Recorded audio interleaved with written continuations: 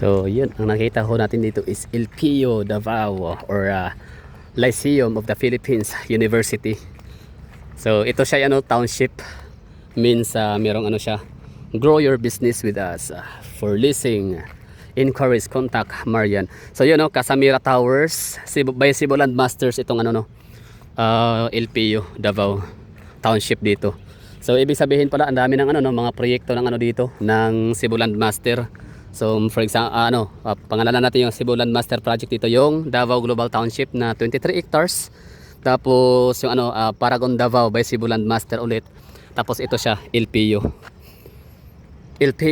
Davao by Cebuland Master. So yun, Casamira Towers, LPU Davao. So tingnan natin ngayon sa ano no, Wikipedia nila, sana meron tayong mahanap na descriptions and any informations no tungkol sa kailang projects dito sa kailang township.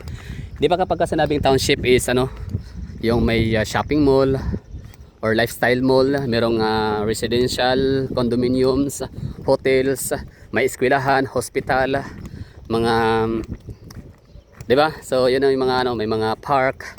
Tapos yun, mga BPO no. Mga business hubs. So ito yung ano dito, ganap, dahil hindi pwede makapagpalipad ng drone dito gawa nung malapit nga sa talaga sa airport, so hindi makakalipad no. Kaya lakad-lakad lang tayo dito. So it's a Sunday, wala tayong ano dito, wala tayong ganap. Yan na nga lang, bali nag forecast lang, ano lang tayo, kumuha tayo ng ano, ng chismis dun sa ano, sa ganap sa Kingdom of Jesus Christ ni Pastor Apollo Kibuloy. So dito tayo ngayon naglalahad sa kanilang ano area, at nakakuha tayo ng ano lilim, at titingnan natin yung ano, yung pinaka-description ho nila ko or may mga any informations. So napakaganda nung ano, nung huli tayong makapunta dito, dumaan like siguro ilang buwan na nakalipas, siguro 3 or 4 months ago. Ano pa to dito? Hindi pa to ganito yung ano no, hindi pa to ganito ka materialize talaga yung lugar. Pero ngayon, 'di ba? Super ano, 'di ba? Visible na masyado. So tingnan natin kung ano tong mga towers nila dito, anong mga buildings, mga gusali na ipapatayo. Although alam naman natin dito na ang LPU is open na ho siya no. Nagkasimula na ng ano, 'di ba? Meron ng klase. Meron na silang mga estudyante, mga enrollees. Ang ganda pala ng ano no, ng location na to dito kasi yan oh, kitang-kita natin yung ano. Yan. Yan, 'di ba? Ang ganda ng location kasi mula rito makikita natin yung ano, yung kingdom ni Pastor Apollo Kibuloy. Nice. Tsaka ang ganda niya pag gabi. Kasi umiilaw ho talaga yan. Yung nga lang no, nagkaroon sila ng ano ngayon ng trying times sa mga taga KOGC. So good luck no, both sides sa KOGC in sa kapulisan. Okay, so balik tayo dito no, bali search ho natin dito sa Wikipedia ang Lyceum of the Philippines Davao. So search ho natin kung kailan sana nagsimula or yung kailan ano, pinaka Wikipedia. So Lyceum of the Philippines Davao is the Lyceum of the Philippines Davao is a higher education institution located in Buhangin, Davao City, an affiliate campus of the Lyceum of the Philippines University System. The institution is the first LPU campus built outside Luzon. Okay. So wala sa Visayas. Wala rin sa first ever no sa Visayas and Mindanao. Dito sa Davao ang LPU. Yan nakasabi dito. So, an affiliate campus of the Lyceum of the Philippines University System. The institution is the first LPU campus built outside Luzon. LPU Davao opened its doors and offered baccalaureate degrees and senior high school in 2019. Okay, so ibig sabihin matagal na pala sila, like hindi naman ganun katagal no? Pero matagal na yung 2019. So that's 19, 20, 21, 22, 23, 24. So 5 years ago no. So meron na silang ano, 5 years in operation na ho yung ano, ating LPU Davao no, Lyceum of the Philippines University. You know, yun nakita natin, kaso nga lang natatabunan siya ng Acacia ba yan? Okay, so tingnan pa natin description. So yung ano nito, President ay si Peter P. Laurel. President, tama ba? President may-ari o iba yung ano, pag president lang no? Parang sila yung talagang ginawang ano, pinaka-head sa institution no, ng may-ari ng LPU. Okay. Kilometer 11 LPU Drive, Sipil Garcia. So located ito dito. So meron siyang ano 5.2 hectares. Yan oh. Ano ha, LPU tayo ha. Yan, LPU campus. So meron siyang ano 5.2 hectares. Campus only.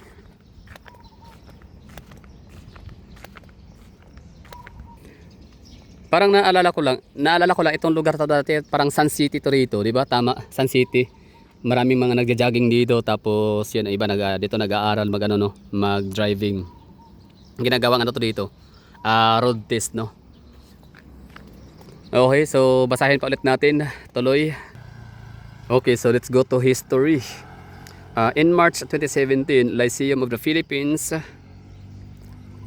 University, Batangas and Laguna President Dr. Peter P. Laurel paid a courtesy call during a regular session in the City Council. Laurel unveiled his plans to establish a world-class university in Davao City by 2018, the hometown of the LPU alumnus and the Philippine President Rodrigo Duterte. LPU alumno pala si ano no, si XPRRD.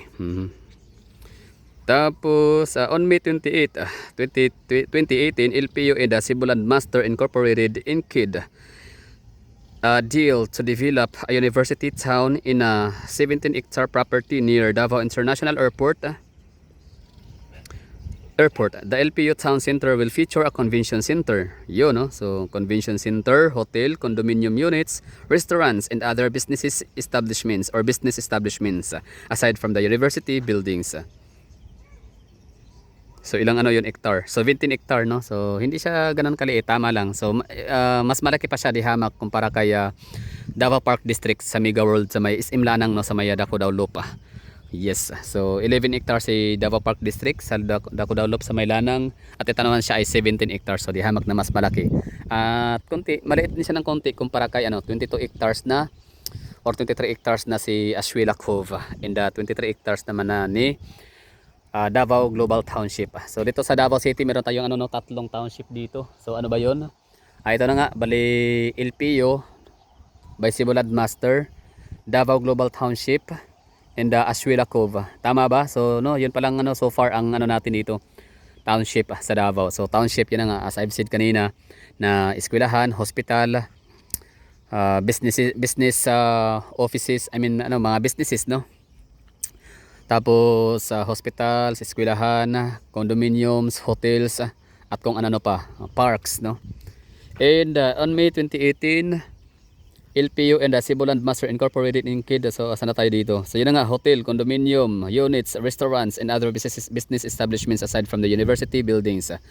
5.2 hectares of property is allocated for the campus alone. So yun na yun no, yun yung video ho natin. Yan, nasa ating camera. So yun po yung nila, school campus ng LPU. Ang ganda, di ba? Ang gara ng hitsura. Lakas makasosyal. So sa mga taga Davao dyan, no, ang daming mga choices, options kung saan mag-aral. Pwede kayong mag-Mapua, pwede mag-Ateneo, pwede kayong mag-LPU, Jose Maria College. Basta napakaraming universities dito sa Davao.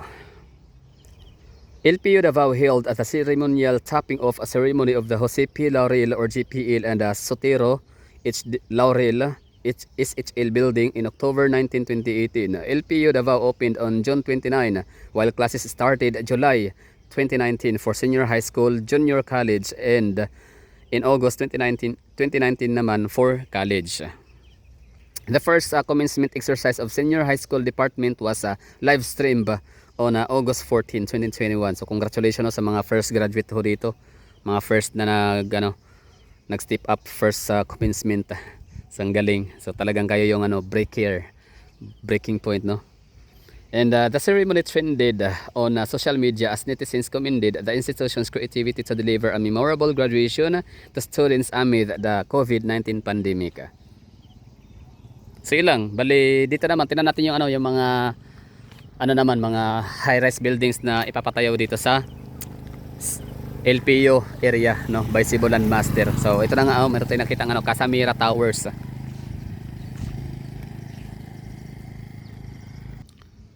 So ito yung nakita natin dito, ito yung nila, yung proposed project nila no, yung kailangan layout kung saan nakatayo yung mga gusali ho nila, mga buildings. So ito siya, yan, ito na yung LPU campus, 5 point something hectare. Yan. Kita nyo ba? Yan o. Yun, oh, yun na yun siya. LPU campus. 5 point something hectares. Tapos as a 7 hectare Cebu Land Master, we build with you in mind. So total land, location is Barangay Saasa, Buhangin District, Davao City. Total land area is 17 hectares. Ang status nito is ongoing. Kita nyo naman, 'di ba? So ano pa? Ongoing pa, yun, ginagawa pala yung mga dito, mga gusali. A 17-hectare property under the Lyceum of the Philippines University Incorporated located at Barangay Saasa, Buhangin District, Davao City is less than 10 minutes away from Davao International Airport. The development is envisioned to become a globally competitive university town with the Lyceum of the Philippines, Davao at the heart of the development, mixed with residential, commercial, office, hotel and convention components. Cebu Land Master Incorporated will be the project planner and manager of this development. Yun. So wala nakasulat dito kung anong mga building, basta yun lang, Casamira by Cebu Land Master. So 17 hectares, hindi na siya masama, not bad at all. Like okay na yun, lalaban siya sa Davao Global Township and Ashuela Cove. 23, 22 and 17 plus syempre lalaban din si Davao Park District.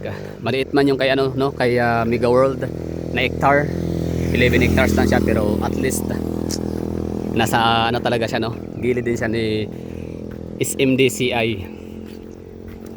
sa may Daco Downloop. So yun lang siguro, at okay na tayo dito, tayo dito, nakapag vlog, nakapag update, since wala pang wala pa tayong schedule for gala outside Davao City. So yun lang, sa tingin nyo, 'di ba? Anong masasabi nyo mga taga Davao, mga Davaoenos? May mga nakabili na ba dito ng mga unit? So kung meron man, sana all, congratulations, deserve nyo yan. So meron tayong township, mixed use township or mixed use development township ito sa Davao. We have 4 Davao Global Township, Ashuela Cove, Davao Park District, and ito LPU by Cebu Land Master. So maraming thank you and bye bye.